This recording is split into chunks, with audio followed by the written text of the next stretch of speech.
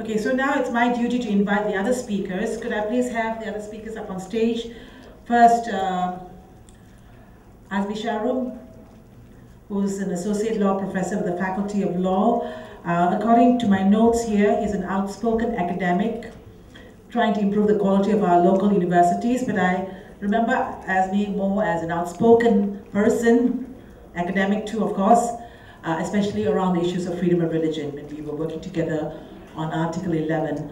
The second speaker is Yogeswaran, who's an advocate and a solicitor of the High Court, served as a legal advisor in 2 Malaysian corporations.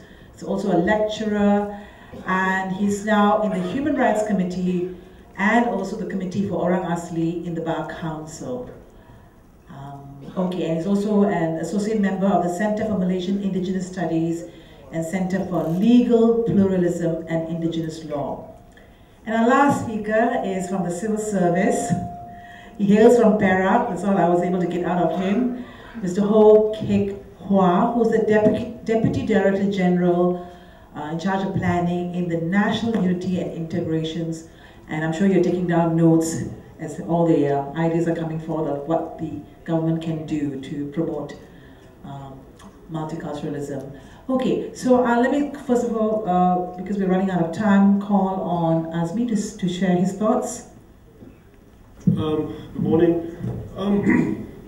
I think the reason why we started late is not because of the traffic jam, but because I think people couldn't understand the lift system in this building. I had to go up and down 5 different lifts before I found the right one. But you know, Malaysia boleh. Okay, so the topic I was given is a national law framework, what works. And I was supposed to discuss current existing laws and policies that may have contributed to the current state of racial discrimination and segregation in Malaysia. And really, I can't talk about this without discussing the Constitution. And that is what my well, I would say paper, but this doesn't really qualify. This is what my talk would be about, looking at the Constitution. So we have 15 minutes each, and I shall keep to my time. All right, so when we're talking about the Constitution and the racial dynamics of this country, we cannot avoid Article 153, and that's what I'll be looking at. And my argument is that Article 153 has been contorted, distorted, mutated for 2 reasons. One is on an idealistic idealism level, and secondly on a pragmatic level. Let me make myself clear at the outset. I do not have anything against affirmative action whatsoever. In fact, I think it is necessary. But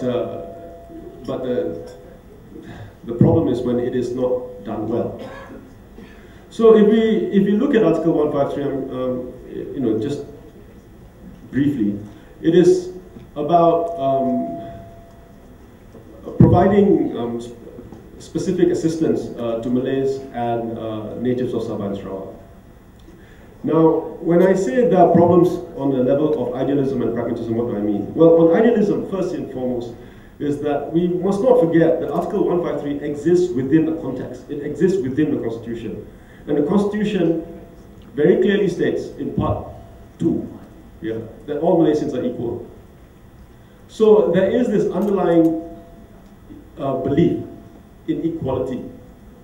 And if we look at the history of the drafting of the Constitution, during the discussions of Article 153, it was made clear that the aspiration of the alliance and of the royal families, the sultans at that time, was that ultimately this country, Malaya at the time, would not have any governance based on racial grounds.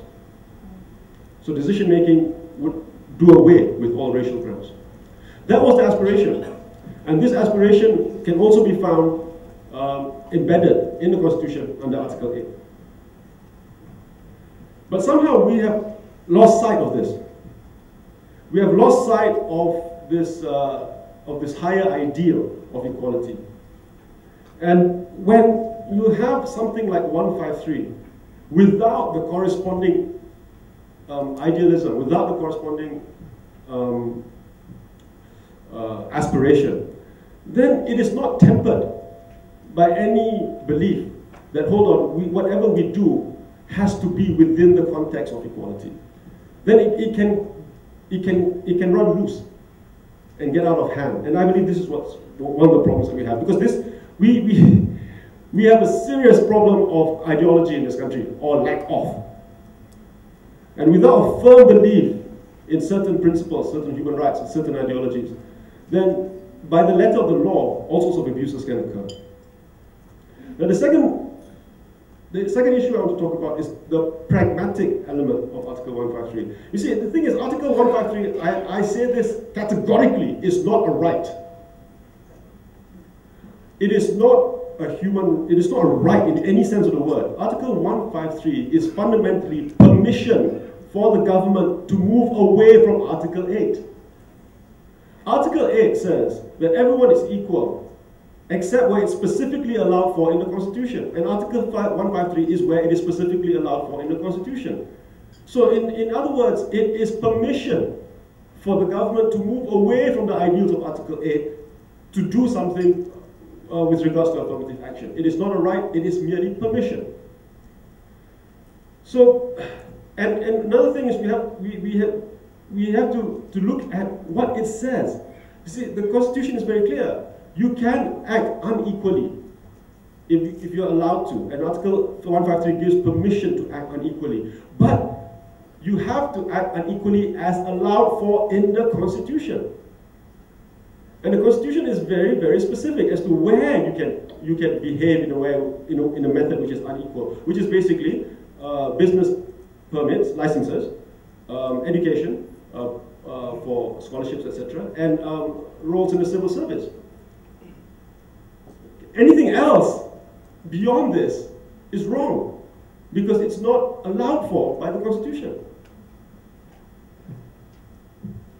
So, unfortunately, we haven't really had a serious challenge on the implementation of affirmative actions, supposedly based on the permission allowed by 153.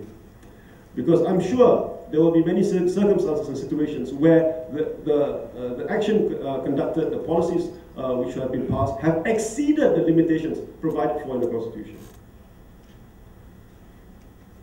Now, the problem that we have is that this provision in our law has influenced our political scenario. And this is more than the law. This has probably created the problems that we have today. You see, the myth of the Malay right enshrined in the Constitution has been perpetuated. It's been perpetuated by the government, it's been perpetuated by the supporters, it's been perpetuated by organizations which are proxy to them. And this has led to a very toxic atmosphere within our society, where there is a sense of different classes of citizens. So when affirmative action becomes something different from helping the marginalized to a right, what you're doing is you're creating divisiveness within the society. And of course there are social repercussions from this as well, because this whole the whole affirmative action thing is based on not on need but on race. So race becomes a question which is perpetually being raised. So Malayness, for example, what do you mean by Malayness, right? And of course, this is defined in our Constitution as someone who habitually speaks Malay, who practices the religion of Islam, and who practices the cultural norms of Malay people. And so what we have here, of course, is that suddenly religion gets caught up in the mix as well. And so the issues of religion and religious freedoms suddenly becomes clouded by the issues of race. Because you cannot be a Malay, constitutionally, if you're not a Muslim. There are many Malay Hindus in Bali, for example, but over here you can't do that, right? So it becomes cloudy, it becomes messy, and And on top of this, other laws have been passed to make it near impossible for us to actually look at this matter in a way which is intelligent and progressive. Yeah, so you can't question 153. The Sedition Act makes it difficult or impossible. I would argue that you can question the implementation of it, but then the law is so vague that people are worried about this. And also, there's an aggressive stance whenever an effort is made with regards to the questioning of the success of policies which were based on race. Yeah? So we don't have to go that far back. I mean, a few years ago when an Asli study was published, which argued that with regards to share and stock ownership, the objectives of the NEP was met. Okay, this was violently, well not violently, but vehemently shouted down, not so much based on the work itself, but based on the fact that the writer of the report was Chinese. So you see how we have even shut down the necessary tools which are required in order for us to see, look, is this affirmative action working or not? So even if you take it purely, okay, if you don't argue about the existence of this particular constitutional provision, then we still need to argue about whether it's working. But how can you argue whether it's working or not when, one, there's a adamant insistence that it is an unquestionable right, and then secondly, when any effort which is made to look at the implementation is actually is not acceptable. So we're led to a situation where there can be no forward movement, no progressiveness with regards to this issue, which ultimately could undermine the entire purpose of affirmative action, which is to help the marginalized. So I would say that over the years, 153 has not evolved, because evolve connotes something positive, but it has mutated into something which was initially designed as a tool for social equality and equity, into a weapon for the furtherance of intolerance and racial divisiveness. So what is necessary is open discussion and proper research done into the matter. So like our keynote speaker, for example, spoke about looking at things from a power perspective. Yes, but that requires research. And that requires freedom to conduct that research without any fear of failure. So it's not there. So, ladies and gentlemen, I don't think this country was founded on any principles of bigotry or biasness. I think we were founded on principles of equality and justice and equity. It's just that somewhere along the line, we've forgotten this. We've forgotten this, and this is why we are the way we are. Thank you very much. Thank you, Azmi. I think you've given us a lot of food for thought, that we essentially need freedom to express, to start having this discussion, and freedom to do the research. And that it's very reassuring to know that Article 8, for me, Article 8 is the spirit of the Constitution, and that is, there is equality, that we all are assured of equality. And I like the phrase permission. It's permission and not a right. Okay, I think we've started the conversation freely. At some point, I would like a clarification from the academics, from the lawyers, especially when we keep hearing how we cannot question. I want to find out whether there's a legal framework for this. Are you saying we cannot question Article 153 because it's against the law? And I would like some clarification on that. So, Yoga, can I invite you to give your presentation? Thank you. It's Yogesh. Yoga was my grandfather. It's no longer around. Oh, Yogesh, sorry. That's okay. Right. That's the extent of my humor. I'm going to get quite serious on it. The perspective I wish to add to today's proceedings pertains to indigenous rights and racial discrimination. And by indigenous, let me clarify this in a Malaysian context for those who are not aware. I use Jose Martinez Cobo's definition, which essentially includes people who consider themselves distinct from other societies are now prevailing, and also determined to preserve, develop, and transmit to future generations their continued existence as peoples in accordance with their own cultural patterns. And I would define this as the natives of Sabah, the natives of Sarawak, and the Orang Asli of Peninsular Malaysia. So I've conveniently left out a large group of people, but I'm talking about indigenous rights here. Yeah.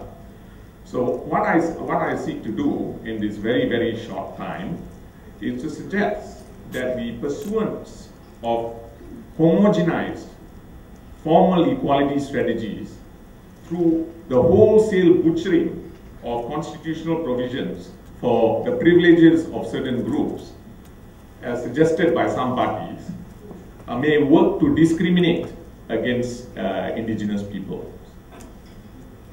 Secondly, I will argue that contextualized and constitutional recognition of indigenous rights can work in tandem with the ratification of the International Covenant on the Elimination of All Forms of Racial Discrimination, which I'll shorten to the ICARD, and domestic legislation. So these are very two short points I'm going to say. That there's nothing wrong in principle. Please don't be afraid of Article 153 and say, oh, like I think there was a speaker earlier from perhaps somewhere more credible from where I'm from, who suggested that it's a matter of political will. I'll come back to that in a while. Now,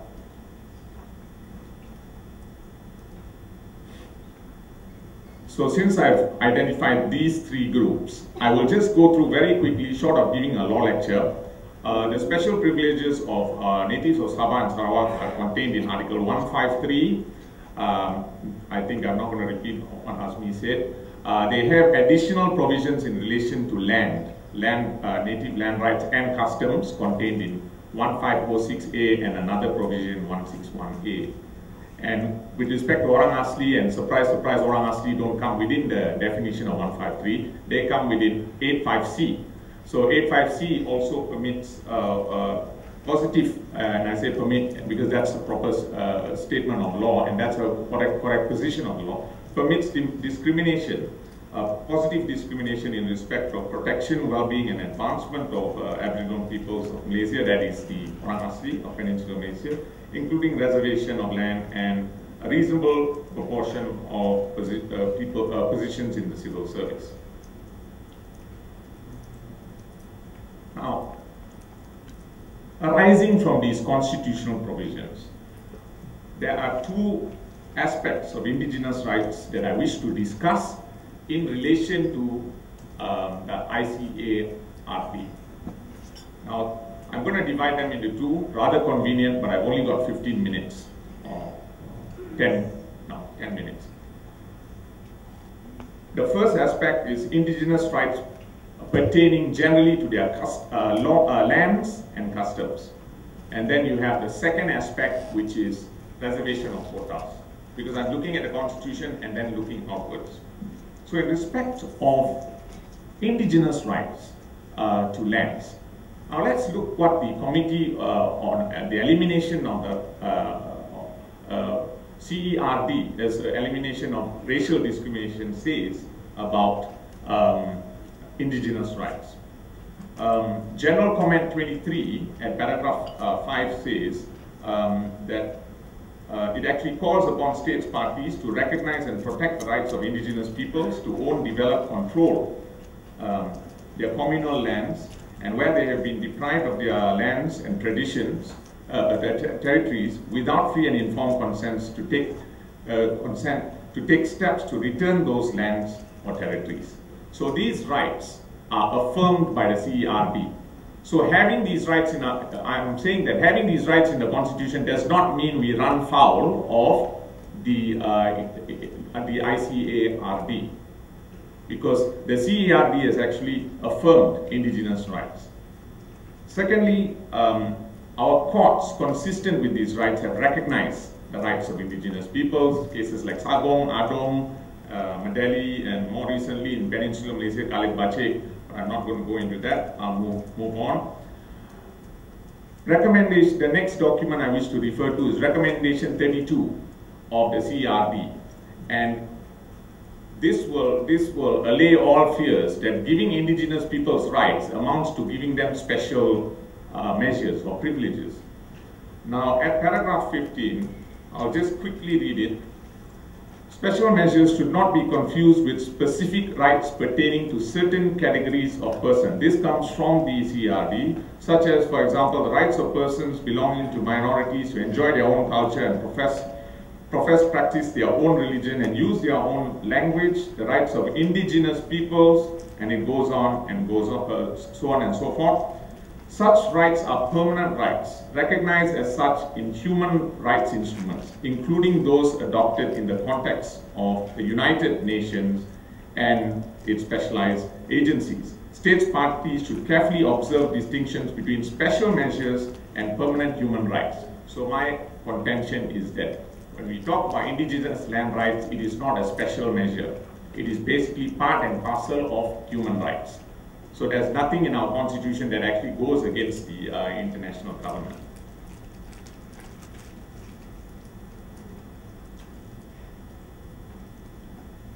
I just want to quote what James Anaya, who is the Special Rapporteur on the situation of human rights and fundamental freedoms of indigenous peoples, what he says. The rights contained in the UN Declaration, I think someone mentioned the UN Declaration on the Rights of Indigenous Peoples, is a contextualized elaboration of rights of indigenous peoples based on contemporary international human rights standards, rather than a document that confers special rights upon indigenous peoples. So never think of our constitution as conferring special rights on indigenous people. From an international law perspective, it's not the case at all. It is just articulating what is already there in the international forum. Now, a less straightforward case, this is the second one before I close off, is Article 153, and which is to do with reservation of quotas and other matters. I'm not going to repeat what is in there. And in respect of Orang Asli or Peninsular Malaysia, we are talking about 85C again. I would still argue that this provision does not in itself per se contravene the ICARD. Why? Because this is where special measures under Article 1.4 and 2.2 of the ICARD comes in, meaning to say that Article 153 can be read as a special measure. But of course, I will just identify the difficulties with that before I close off. So in short, I'm saying having privileges or particular permissive provisions in favor of indigenous communities in Malaysia is not necessarily against the international law, the ICARD. And the government should seriously consider ratifying the ICARD. And I'd just like to add what Justice Lee Han Ho had to say very quickly when he talked about Article 153. He actually, in observing, he observed that Article 153 was necessary to assist the less advanced or fortunate in the light of conditions prevailing at the time of independence. This is in the case of Fan Yu Ting, 1975. To be honest, the conditions prevailing at independence have not changed much for some members of the indigenous communities and even the Malay community. So to just point at 153 as the bogeyman here, I think is to miss the point completely. Well, I'm going to conclude, and having said what I have to say, I must close off by sharing my 2 cents worth on Article 153, which is quite similar to what he had to say, but never mind. Well, as it stands, Article 153 has mutated from a provision to ensure substantive equality within our society to a clarion call for the assertion and reinforcement of racial supremacy and discrimination. The whole objective of 153 is completely changed, and on that sad note, I will end. Thank you. Thanks, Yogeswaran. I got the name right this time, sorry. Your main message is that when it comes to land rights for indigenous peoples, and cultural rights too, that's a permanent right. But one part of 153 is temporary special measures, which has mutated, both speakers are talking about mutation, into promoting racial supremacy, racial hatred. Would that be a racial segregation and the problems that we have right now? Right. So, Mr. Ho, I know you're now the government spokesperson. Could I invite you? I understand that you have a slide presentation. Good morning, ladies and gentlemen, my fellow chairperson and members of panel. I only have 7 slides. Most of the slides you are very familiar. Basically, I'm bringing in the dimension of ethno-civil relationship. We always got stuck between ethno and civil.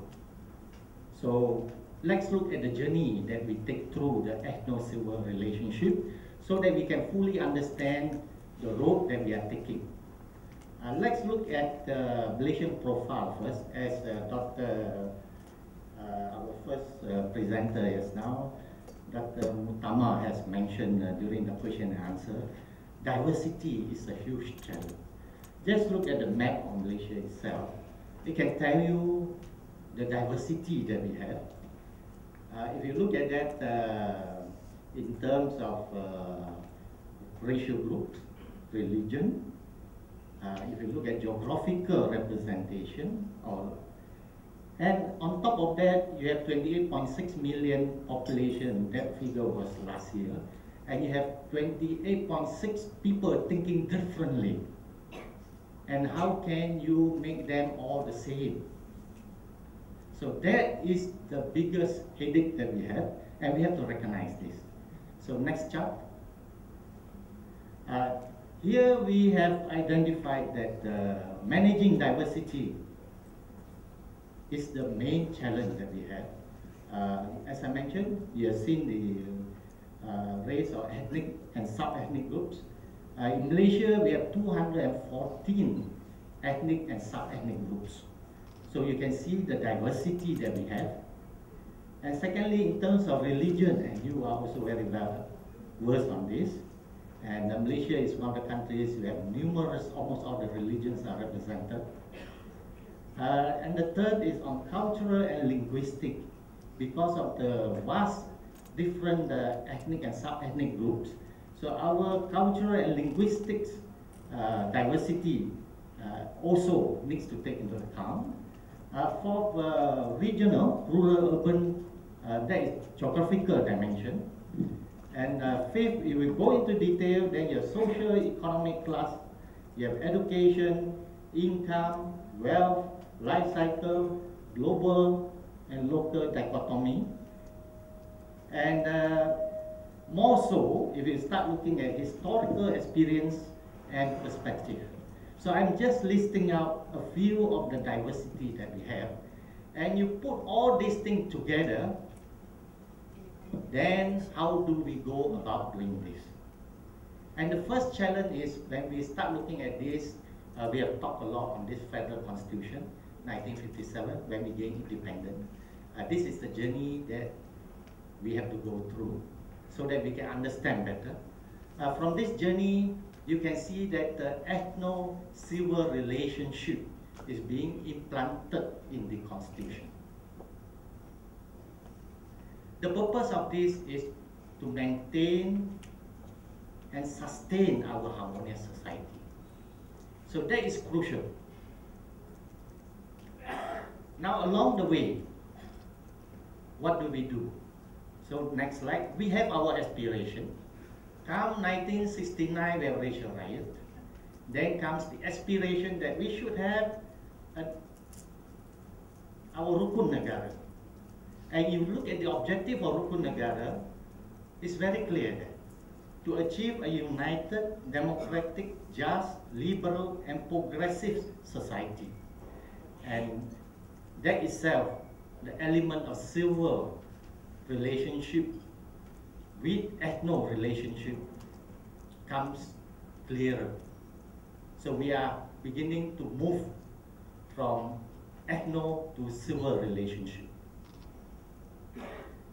And next, 20 years down the road, we have our Vision 2020 and list down the 9 challenges. I believe we are familiar.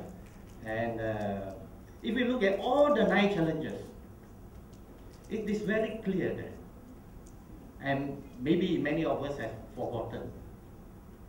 And there it shows that what is listed that we need to do by 2020 is basically focusing on civil relationship. Okay, next slide. I just want to focus on 2 of those. One is the first challenge, Bangsa Malaysia. And you look at that, under Bangsa Malaysia, we are supposed to create a united Malaysian nation with the sense of common and shared destiny. So if you look at that, 3 areas come up very clearly. Nation at peace, living in harmony, full and fair partnership, and all these things we call Bangsa Malaysia. So we have not specifically defined what is Bangsa Malaysia. Maybe it's time now we make it clearer. And under challenge 5, major liberal and tolerant society. Again, you look at that, we aspire to be free to practice and profess customs, our own individual customs, culture, religion, beliefs, and yet feeling that we all belongs to one nation. So again, it is towards civil dimension. So we are actually moving from ethno into civil relationship. And 20 years down the road, next slide, and this is where we are in now. In 2010, we came out One Malaysia. So if you look at the government transformation program, building One Malaysia, this is how we define it. The formula that we took, unity equals to diversity plus inclusiveness. And if we look at diversity, it's very clear there. Multiracial, multicultural, multi-religious, and multilingual. And if you look at inclusiveness, accept, respect, celebrate diversity of cultures and religion. So all these things, again, you see is moving towards civil relationship. So moving forward, under the current One Malaysia environment, next, this is my last slide. Moving forward, the present government recognized that we need human rights action plan.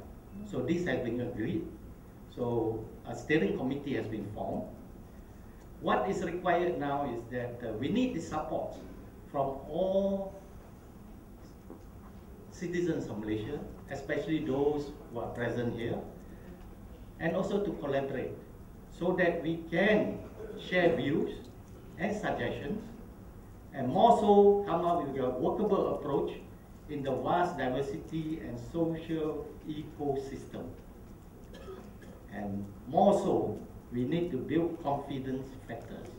A lot have been raised about Article 153. That Article 153 requires a lot of confidence building. And this is where we should look at positively how we can build more confidence in the society.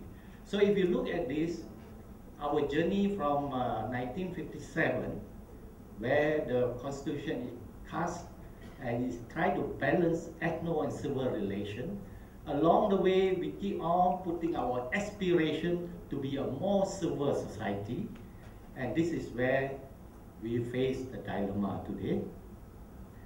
The dilemma that we have today is that Malaysians agree we do not like racism. We agree on that. But at the same time, many of us want safeguard measure under the Constitution to retain. So this is where we need to look at ICET carefully, whether ICET allow us to retain that protection clause for the communities that require. That protection clause is not only meant for the Malay group, the natives, the orang Aslis, they also want that to be looked into. So with that, I conclude. Let us look at that in the positive manner, that we have gone through a journey trying to move from ethno into civil relation. So we are moving in the right direction, although some of you doesn't like the pace, the speed might not be fast enough, but along the way we have a lot of challenges. We need to build confidence factor. This is where we are coming in, and the present government already took positive steps that we are going to work on the human rights action plan. Thank you.